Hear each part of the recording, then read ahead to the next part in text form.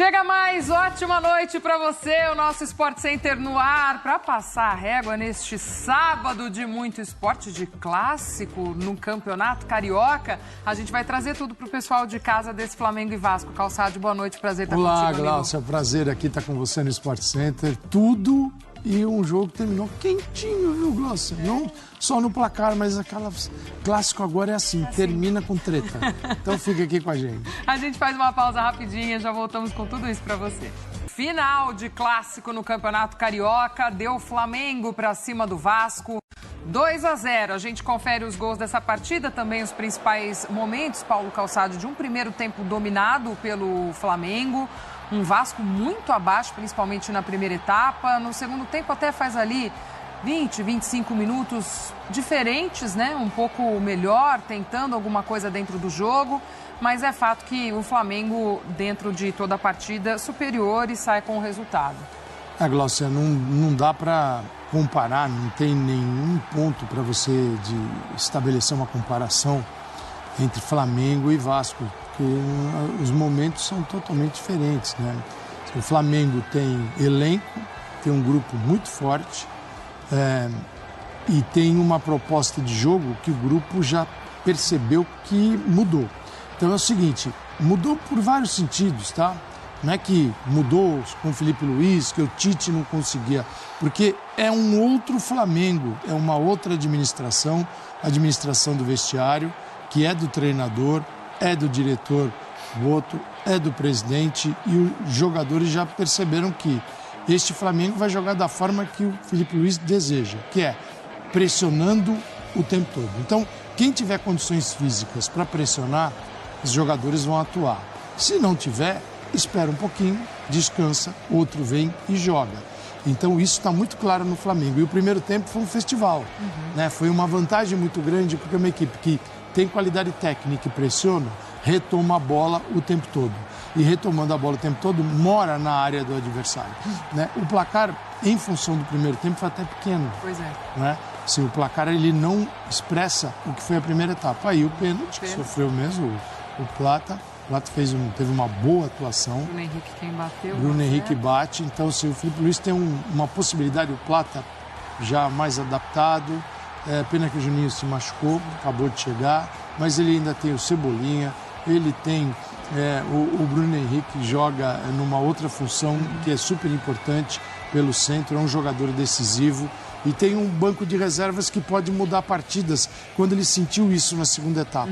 Que veio realmente um Vasco reformado, até um Vasco surpreendente por aquilo que a gente viu no primeiro tempo. Um Vasco que conseguiu acessar a área do Flamengo. Aí ele usa o banco, entra Luiz Araújo, entra Alan, quer dizer, Cebolinha. É uma capacidade de melhorar a equipe. Ortiz. Então, Glaucia, eu acho que o torcedor do Flamengo vai ter que se acostumar a uma coisa. Time titular, ele pode até ter na cabeça qual é o time titular, mas é uma equipe que vai rodar muito a sua escalação, em função de adversários e de uma questão física que é super importante. Flamengo andando em campo, a gente não vai ver. Tá? Agora, o Vasco, como competir com o Flamengo nesse momento é impossível. Acho que o segundo tempo deu até um alento para o torcedor, mas não dura muito tempo. O Carille faz uns ajustes ali na segunda etapa, propõe ali uma linha de 3, o pessoal um pouco mais agudo pelas beiradas, mas, como você falou, não aguenta muito tempo e também não tem essa profundidade de elenco que o Flamengo tem, né? Então, assim, o Carille não tem opções para mexer. Essa bola do Verratti aí na trave já na segunda etapa, o Verratti não recebia nada no primeiro tempo, né? Então, até mesmo em questão de ideias de jogo, né, Calçade? A gente vê ainda como o time tá bem carente. Não tem essa profundidade de elenco, também não tem muitas ideias. No meio de semana já tem Copa do Brasil, quer dizer, já vem numa pressão.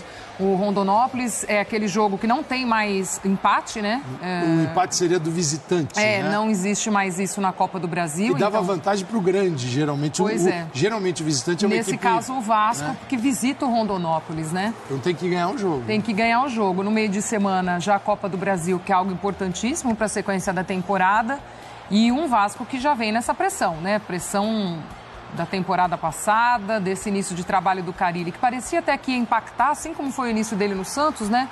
Imprimiu ali três vitórias na sequência, quando ele passa a usar o time principal no Campeonato Carioca, parecia que seria semelhante, mas não. Aí depois o Vasco passa a oscilar e cai muito também de rendimento. Michael se contundiu, né? Numa arrancada dentro da área, ele levou a mão à coxa e deixou o campo muito triste, chorando, e entra o Cebolinha que está no banco. Não fazia um gol há 8 meses, né? Então, toda essa comemoração. E foi um golaço. Então, veja a capacidade, né, de utilizar jogadores. Entra ainda um Cebolinha. Então, se você pegar o banco do Flamengo hoje, claro, não vou falar de nem Léo Ortiz, tá? Ou jogadores que estão fora, como Nico de la Cruz. Mas se você pegar o banco, todos eles jogariam no Vasco, né, como titulares. Então, o Felipe Luiz tem uma capacidade de gerenciar o grupo, e o grupo entendeu quais são as premissas do Flamengo, do Felipe Luiz. As premissas são essas. Quem estiver adaptado e jogar dentro dessas premissas, de pressionar, de ter movimento. Então, você não olha para o Flamengo, não é aquele time... Tem alguém paradão ali, esperando a bolinha no pé. O setor pode ser ocupado por determinado jogador, mas ele está o tempo todo atento aos movimentos dos companheiros para um ou outro ajuste para receber a bola. Então, isso vai melhorar muito e é uma condição que certamente está visando. E o Flamengo tem esse dever e esse direito de ir até o Mundial de Clubes, assim, olhar para o mês de junho. E todo o trabalho que está sendo feito é em função também dessa competição. Porque se ele estiver muito bem para o Mundial de Clubes, significa que o estadual foi bom, que a Libertadores vai começar muito bem e que o Campeonato Brasileiro também. Então, esse é assim, o princípio e o caminho do Flamengo para o início da temporada, mas são clubes totalmente diferentes, né? Seria muito exigido do Vasco um desempenho de Flamengo nesse momento. Começando o trabalho do Carille também, né? Vamos lá para o Maracanã, girar as nossas equipes que acompanharam essa partida, mais um clássico nesse Carioca. A gente fala com o Pedro Henrique Torres, chegando ao vivo aqui, também trazendo mais informações para a gente. Tudo bem, Pedro? Seja bem-vindo, amigo. Um beijo para você. Tudo bem, Gláucia? Um grande beijo para você, um abraço para o Calçade, todo mundo ligado com a gente no Sport Center. Quase bom dia, né? Mas ainda boa noite a todos aí, faltam 5 minutinhos para meia-noite. Mas estamos aqui no Maracanã, onde acabou de acontecer o primeiro Clássico dos Milhões de 2025. Vitória do Flamengo, 2-0, gol de Bruno Henrique, de pênalti na primeira etapa, e do Cebolinha no finalzinho, golaço. Mas bem a Cebolinha, né? Aquela batida que ele tem. 2-0, Flamengo classificado agora para as semifinais do Campeonato Carioca. Chegou a 20 pontos, lidera tranquilamente.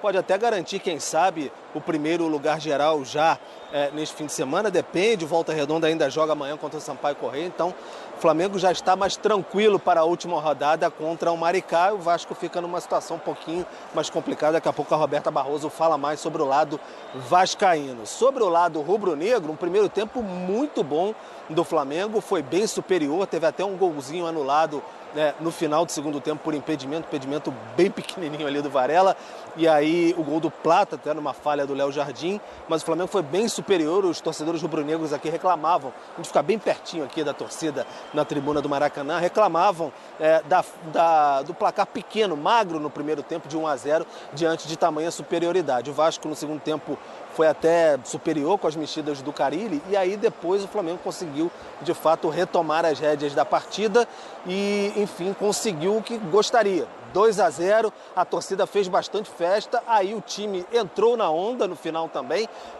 tentou fazer uma festa ali dentro do gramado, especialmente o lateral direito, o Wesley, junto com o garoto Matheus Gonçalves, se conhecem nas categorias de base.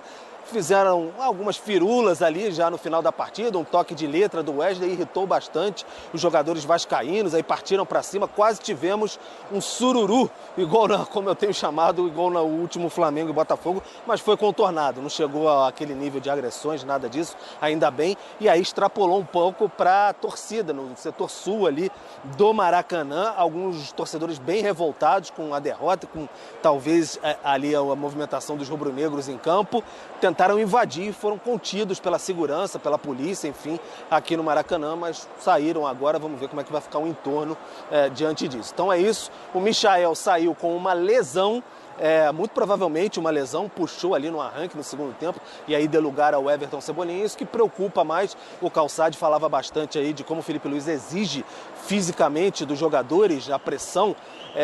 De fato isso passa a preocupar, porque o Alexandro já tem uma lesão grau 1, já está fora há algum tempo. A questão do Juninho, que foi um edema muscular, não foi uma lesão, ficou fora também. O Ayrton Lucas foi um trauma, então não chega a ser questão muscular, mas de fato esses problemas musculares, ano passado, assim que chegou o Flamengo, o Michael sofreu uma lesão grau 2, também nesse estilo, foi lá na Bahia, Copa do Brasil contra o Bahia, e ficou mais de 2 meses fora. Então preocupa, claro, o Michael. A gente vai correr ali na zona mista, tentar saber de fato o que aconteceu, como é que o Flamengo está após essa partida, se o Wesley vai falar, por exemplo. Então vamos buscar ali, lá embaixo, a gente tem que descer umas escadas aqui para saber tudo sobre a zona mista do Maracanã. Como eu disse, o Flamengo agora volta a jogar daqui a uma semana contra o Maricá, então fica mais tranquilo, uma semana cheia para trabalhar para o técnico Felipe Luiz. Glaucia. Boa, Pedro, obrigada. Gostei do sururu, viu? Boa sequência de trabalho aí para você, que hoje só amanhã pra gente. A gente segue acompanhando aí no Maracanã também a cobertura. Vamos dar uma olhadinha nos números dessa partida, desse clássico entre Flamengo e Vasco? Na tela aí pra gente, Calçade, em finalizações 14-8, no alvo 4-1, escanteios 4-1, faltas cometidas 12-10. Os números também mostram a superioridade do Flamengo. Então. E até pouco, né, de acerto em função de toda a facilidade que o Flamengo teve e construiu, trabalhou por isso no primeiro tempo. E o futebol, a gente comentava até antes do jogo, assim, de chegar aqui no nosso Sport Center, estava 1-0, houve um gol que foi invalidado por impedimento. E era um momento, assim, de um volume incrível do Flamengo. Sim. O empate do Vasco, aquela bola atravessando o Derrete, se sai do jogo com aquele 1-1, poderia dar uma falsa impressão. Primeiro que o Flamengo perdeu oportunidades, claro, se tivesse empatado. E o Vasco, com um gol, sairia numa igualdade que não é a igualdade do momento do jogo. Então, o 2-0 mostrou um pouquinho das diferenças que essas equipes têm. Roberta Barroso, também direto do Maracanã, chegando aqui conosco para trazer o lado do Vasco também neste pós-clássico. Tudo bem, Beta? Seja bem-vinda. Beijo para você. Tudo bem, Glaucia? Beijo para você, Calçade, amigo do Sport Center, fã de esporte. Pois é, o Vasco praticamente só entrou em campo no segundo tempo e os vascaínos se perguntam por que o time não jogou assim desde o início, porque na segunda etapa, nos primeiros 25 minutos, o Vasco teve oportunidades, muitas finalizações, mas não conseguiu balançar as redes, teve até ali uma chance com o Verratti que a bola bateu na trave. Só que foi um primeiro tempo com muitas dificuldades, praticamente ataque contra defesa, o Vasco não conseguia construir nenhuma jogada, o time que precisa ainda, né, de jogadores de velocidade, e com isso o Carille vem inclusive usando o jovem Zuccarello. Ele inclusive nessa partida ali no primeiro tempo acabou cometendo pênalti no Plata, até baixou a cabeça, saiu, não reclamou naquele momento. Na segunda etapa até o Carille mudou o jovem de posição, fez um deslocamento ali dentro de campo, mas o Vasco não conseguiu um bom resultado aqui no Maracanã. O Pedro Henrique Torres já trouxe que teve aquele princípio de confusão, aquelas discussões dentro de campo. Que bom que a confusão não se alongou, como no clássico do meio da semana entre o Flamengo e Botafogo, mas aí o Wesley se desentendeu com o Payet, com os jogadores do Vasco. O Payet acabou fazendo falta no atleta do Flamengo. E aí naquele momento também os torcedores vascaínos, já bem revoltados com o resultado, indignados, tentaram invadir, mas a torcida acabou controlada pela polícia presente aqui no Maracanã. O Vasco está em quarto lugar na tabela de classificação com 14 pontos, mas pode deixar o G4 ainda nessa rodada. E o próximo jogo é um clássico contra o Botafogo em São Januário no próximo final de semana. E na terça-feira tem um jogo decisivo também, só que aí pela Copa do Brasil, primeira fase da competição, o Vasco enfrenta o União Rondonópolis, e aí mais uma partida importante para o Vasco, porque precisa da vitória para avançar. Em caso de empate, a decisão, então, essa busca da vaga será nos pênaltis. Então, situação complicada do time, torcida vaiou a equipe, principalmente depois do primeiro tempo. Na segunda etapa teve até aquela reação, mas o Vasco com as substituições também não chegou perto das substituições do Flamengo e sai daqui com essa derrota do Maracanã e nessa semana importante e decisiva. Gláucia. Boa, Beta, obrigada. Boa sequência de trabalho aí para você também. A gente segue acompanhando com a nossa turma lá no Maracanã para trazer as coletivas, o pós-jogo também, ouvir os personagens deste Flamengo e Vasco. Situação complicada essa do Vasco, já pontuávamos, né? Meio de semana tem Copa do Brasil, no final de semana outro clássico e dá-lhe pressão para cima desse trabalho do Carille. Para a gente arrematar, enquanto aguardamos lá também mais repercute direto do Maracanã, a gente tem o lance aí da lesão do Michael, que o Pedro Torre trouxe para a gente, né, Calçado? Como também vai tendo que administrar essa questão, o Felipe Luiz. Início de temporada, com esse futebol tão intenso que ele gosta, né? E jogar com mais intensidade, ainda mais caras como o Michael, né? Isso acaba pesando mais também. É um jogador que vive, é um jogador de velocidade, né? A gente viu mesmo na jogada, uma bola longa, uma diagonal, uma bola maravilhosa para o atacante. E no momento de aceleração, ele leva a mão à coxa. Quer dizer, o grau dessa contusão nós vamos saber ao longo da semana. Não dá, nem o departamento médico consegue ser preciso sem um exame mais apurado. Mas por quanto tempo perder um jogador como... Porque ele é muito importante. Aí você vai somando contusões da equipe. A gente não pode esquecer que o Flamengo já tem um grande problema para resolver, que é a ausência do Pedro por muito tempo. Sim. Né? E o Pedro é um jogador que não existe ninguém que jogue um futebol parecido ao dele dentro do Flamengo. Então, assim, muda completamente a equipe. O que será o Flamengo do Felipe Luiz quando tiver o Pedro? Vai ser diferente. O Bruno Henrique, adaptado ali, eu acho que ele vai bem, mas não é o Pedro. Então, agora é o Michael. Já foi o Cebolinha. Então, é preciso tomar um pouquinho de cuidado nesse início. Aí depende, para saber exatamente o que está acontecendo, qual foi a orientação do início de temporada, o tipo de preparação, se é uma coincidência, casual, ou se é em função de um caminho adotado, né? Porque tem jogadores com contusão muscular, e isso é muito perigoso, porque às vezes o jogador pode ficar 2, 3 meses fora, dependendo do grau da lesão.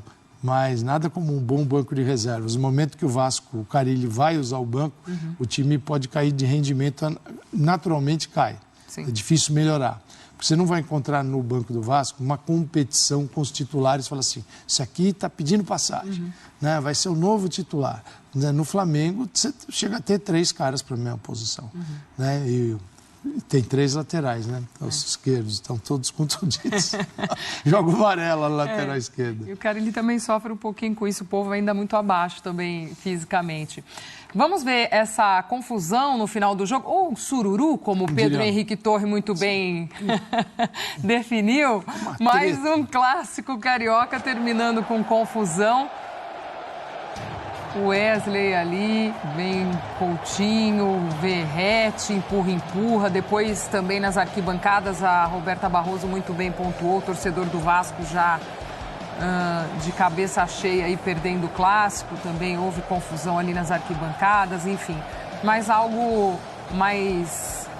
Falar que uma confusão é tranquila é difícil, né, Calçade? Mas diferente. A níveis. O comparativo com o que foi entre o Botafogo é diferente. E depois teve uma tentativa de invasão de campo, né? É preciso tomar muito cuidado com o que acontece dentro de campo, porque o campo não está imune a uma reação da arquibancada. E a reação você não controla. Pode ser algo gravíssimo. Eu costumo dizer, para mim é algo que eu não negocio no futebol. Você pode fazer tudo o que você quiser, pode, tem lá seus limites. Mas se você fizer quando está perdendo, eu aceito também. Então, se você quer dar uma chaleira, faz quando está perdendo. Se você quer passar o pé em cima da bola, faça perdendo. Você quer dar uma lambreta, dê perdendo. Se todo esse arsenal seu só é utilizado quando você está ganhando o adversário e é para humilhá-lo, aí eu contesto. Porque é da natureza do futebol brasileiro que não basta superar o adversário. Você tem que humilhá-lo. né? A humilhação ela é necessária. Futebol brasileiro, e tanto que alguns jogadores brasileiros, quando vão para o exterior, têm uma dificuldade de se adaptar, porque esse tipo de coisa, essa situação, ela não é aceita. Então o Wesley tem uma fila de equipes europeias aí de olho nele, e o Flamengo está segurando, que sabe que o preço pode subir muito. Tem um Mundial de Clubes, imagina na grande vitrine do futebol mundial, né, com aquelas equipes com muito poder de investimento, todas ali próximas do jogador. Então ele pode render muito dinheiro para o Flamengo. O Flamengo está certo nesse ponto. Agora, se ele for para uma equipe na Inglaterra, esse tipo de que tem, os times ingleses estão de olho nele, esse tipo de situação de passar o pé, de dar uma chaleirinha e tal, não é aceita. Então o jogador poderia pensar em como eu me preparo para o grande cenário do futebol mundial, se for o sonho dele. Se não for, tudo bem. Agora, Gláucia, quando está perdendo, você tem a mesma reação, está tudo certo. Ah, você só tem isso aqui quando está ganhando. Aí eu lamento profundamente, que eu não acho legal. O torcedor acha lindo, magnífico, mas se aquela invasão ocorre e começa uma briga generalizada, foi uma jogada desnecessária que gerou. E aí, entra na conta de quem isso? Né? A gente vai fazer mais uma pausa aqui no nosso Sport Center, ainda vamos trazer mais do repercute deste clássico carioca, também girar os outros estaduais neste sábado e também os gols pela Europa. Rapidinho a gente já volta com tudo isso para você.